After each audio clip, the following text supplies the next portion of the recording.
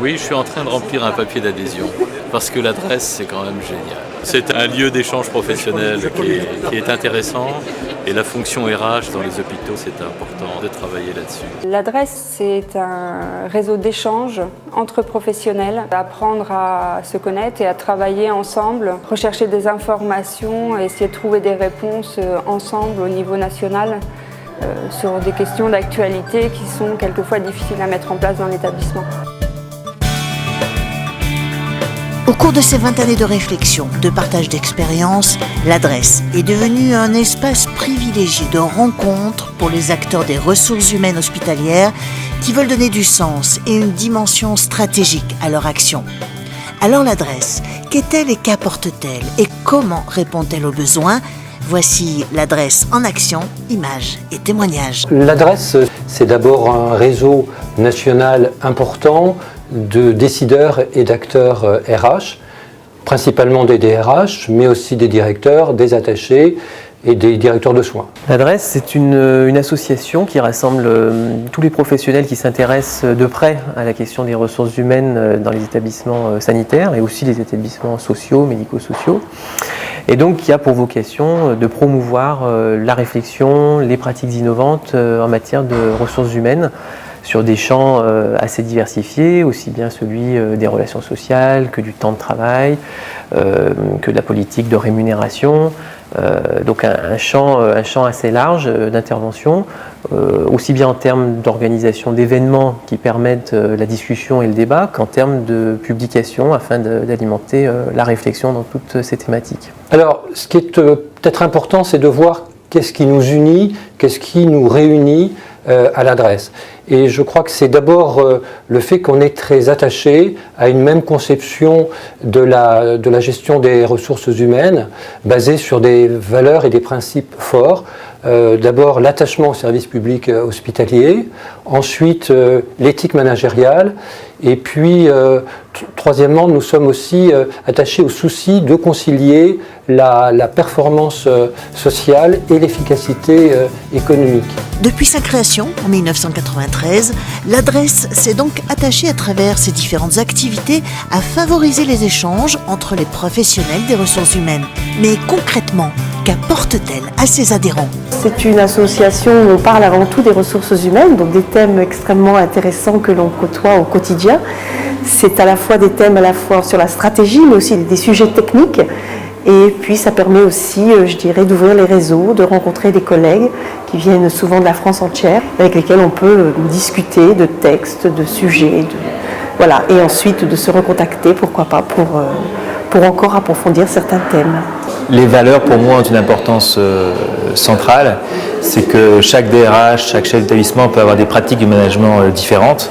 Il n'y a pas un bon modèle et des mauvais modèles. À partir du moment où on partage des valeurs communes, qui sont effectivement de gérer les ressources humaines dans le respect des personnes. Et ça semble essentiel. Et c'est particulièrement fort dans ce que préconise l'adresse, et en tout cas ce qui nous réunit tous au sein de l'adresse. L'adresse m'a apporté beaucoup. Elle m'a d'abord apporté la possibilité de me faire d'excellents amis, y compris sur le plan professionnel, des gens sur qui je pouvais compter, que je pouvais solliciter, qui me conseillaient, qui m'aidaient quelquefois. Parce que quoi qu'on dise, quand on est DRH, même si on fait partie d'une équipe, comme il est convenu de dire au sein d'un hôpital, on est étrangement seul devant certaines prises de décision. Dans cette association, je viens rechercher plusieurs choses. La première, c'est des temps d'échange et de rencontres avec mes pairs. Je viens aussi chercher dans les colloques comme aujourd'hui des moments de réflexion autour de sujets avec des intervenants différents, d'horizons différents, et pour qu'on puisse réfléchir tous ensemble à des problématiques qui nous concernent. C'est essentiel aujourd'hui de pouvoir faire une sorte de benchmarking dont on n'est pas très fort à l'hôpital public aujourd'hui. Je trouve que ça, déjà partager ces expériences-là, partager des compétences, partager des idées, je trouve que c'est extrêmement important.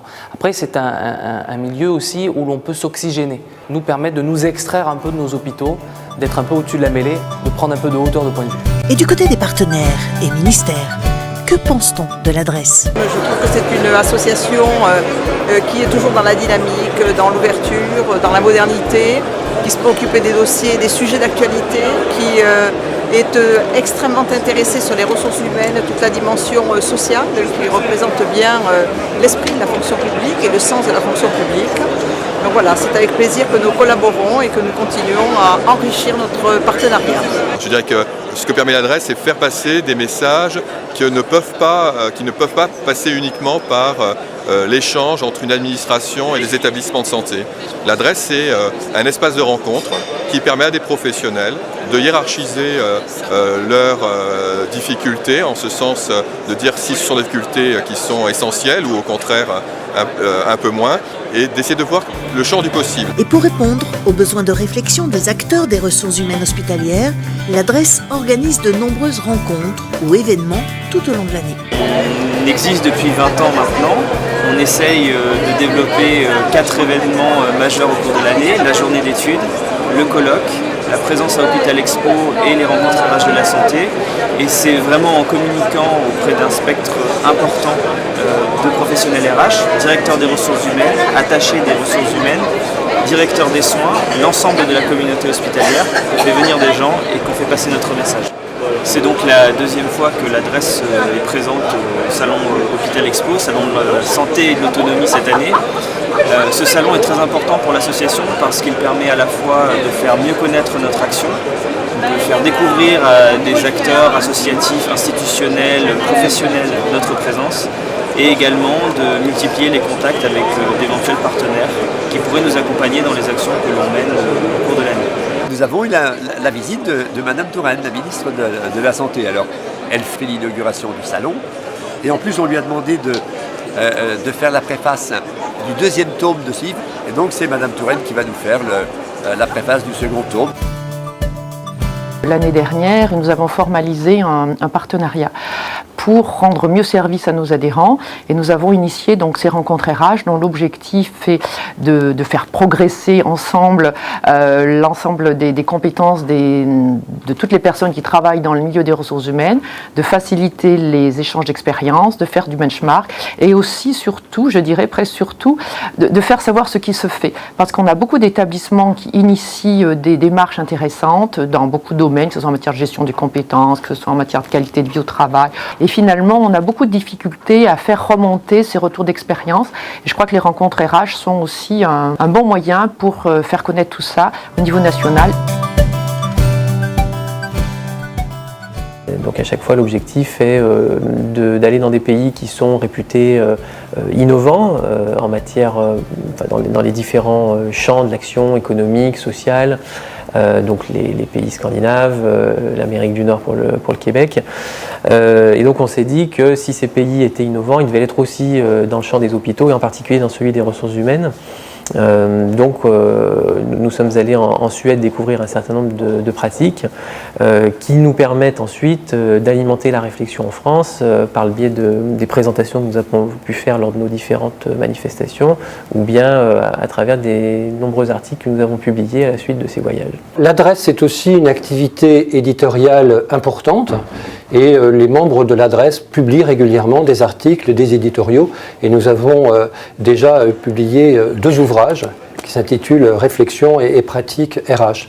Donc la voix de l'adresse se fait entendre. Je pense qu'elle est aujourd'hui de plus en plus écoutée pour promouvoir une GRH, on va dire, plus moderne et plus innovante. Discuter des orientations, mettre en place les événements et autres journées d'études, colloques, cycles de formation, les membres du conseil d'administration se réunissent très régulièrement. Nouveaux projets, nouvelles idées, 20 ans d'expérience pour l'adresse, une jeunesse pleine d'élan. Alors que lui souhaiter pour l'avenir? Ce que je souhaite à l'adresse, c'est d'abord un avenir qui a tout pour être prometteur, garder ses valeurs, les valeurs du service public bien sûr, et agir toujours dans la concertation et en réseau.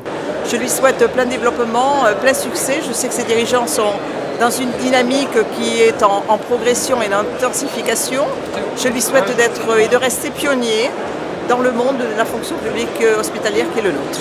Alors je lui souhaite déjà de fêter plein d'anniversaires essayer de revoir en arrière les thématiques qui étaient inscrites dans les premiers colloques et de voir à distance en quoi l'évolution des questions qui sont inscrites dans les thématiques du colloque traduisent l'évolution des enjeux de la gestion des ressources humaines dans le système de santé. Donc bon anniversaire l'adresse.